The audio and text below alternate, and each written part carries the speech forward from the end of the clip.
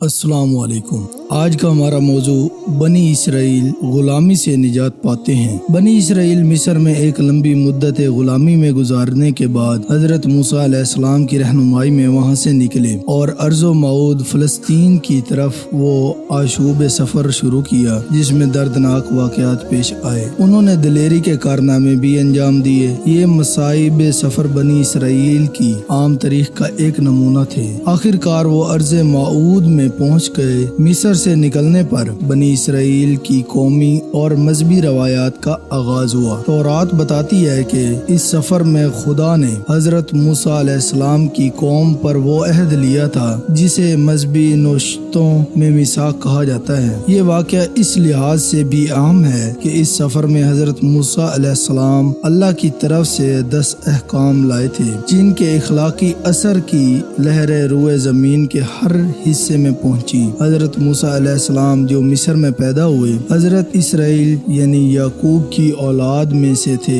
اس زمانے میں فرعون یعنی مصر کا بادشاہ نے حکم دے رکھا تھا کہ بنی اسرائیل میں جو لڑکا پیدا ہو اسے فوراً موت کے گھاٹ اتار دیا جائے، صرف لڑکیوں کو زندہ رہنے دیا جائے۔ خدا جانے کتنی معصوم ہستیاں دنیا میں قدم رکھتے ہی موت کی گود میں پہنچا دی گئیں۔ حضرت موسیٰ علیہ السلام اس لیے بچ گئے کہ پیدا ہوتے ہی انہیں سرکنڈوں کی ایک ٹوکری میں رکھ کر دریائے نیل میں بہا دیا گیا۔ فرعون کی بیوی نے یہ ٹوکری دیکھی تو دریا سے نکلوائی اور بچے کو اپنے بیٹے کی طرح پالا۔ یوں قدرت نے حضرت موسیٰ علیہ السلام کے لیے شاہی دربار کی شان و شوکت میں پروان چڑھنے کا موقع پیدا کر دیا۔ حضرت موسیٰ علیہ السلام جوان ہوئے تو ایک دن آپ نے دیکھا کہ ایک مصری ایک اسرائیلی کو پیٹ رہا ہے۔ حضرت نے مصری کو ظلم سے روکنا چاہا لیکن وہ باز نہ آیا۔ اس پر آپ نے اسے ایک گھونسا رسید کیا اور وہ مصری مر گیا۔ یہ ایک اتفاقی حادثہ تھا، اسی لیے اس کا عام چرچا ہو گیا۔ اب حضرت موسیٰ علیہ السلام نے یہی مناسب سمجھا کہ مصر سے نکل جائیں، چنانچہ آپ بحیرہ احمر کے نزدیک ایک صحرائی علاقے میں حضرت شعیب علیہ السلام کے پاس چلے گئے اور ایک مدت تک وہاں رہے،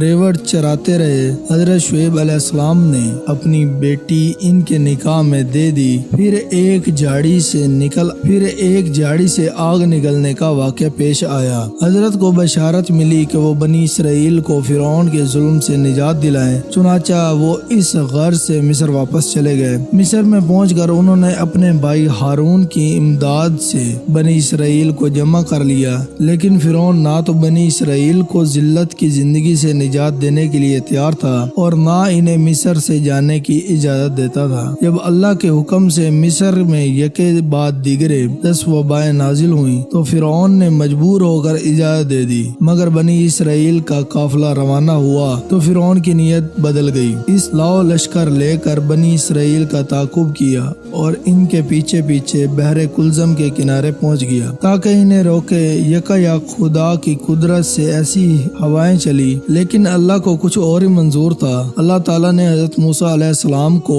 حکم دیا کہ وہ پانی میں اپنا عصا ماریں۔ عصا مارتے ہی پانی میں رستے پیدا ہو گئے اور بنی اسرائیل سلامتی کے ساتھ پار اترتے گئے۔ لیکن جب فرعون نے ان کے پیچھے پیچھے چلا تو دریا آپس میں مل گئے اور وہ لاؤ لشکر سمیت ڈوب گیا۔ مصر سے باہر نکل آنے پر بھی بنی اسرائیل کی آزمائش کا دور ختم نہ ہوا۔ وہ ایک نسل تک صحرا میں سرگردوں پھرتے رہے۔ ان کے درمیان اختلافات بھی پیدا ہو گئے، مگر اللہ کے ساتھ جو عہد ہو چکا تھا اس کی پابندی حضرت موسیٰ علیہ السلام کے لائے ہوئے احکام کی پیروی نے بے خانمہ بنی اسرائیلیوں کا شیرازہ بکھرنے نہ دیا۔ حضرت موسیٰ علیہ السلام نے وادی اردن کے سامنے ایک پہاڑ پر وفات پائی۔ اس وقت تک بنی اسرائیل ارض معود میں داخل نہ ہوئے تھے، لیکن حضرت موسیٰ علیہ السلام اس پر مطمئن تھے کہ ان کی قوم میں مصیبتیں اور آزمائشوں کو صبر سے برداشت کر لینے اور ایمان پر قائم و استوار رہنے کی صلاحیت پیدا ہو چکی تھی۔ انہیں خصوصیتوں کو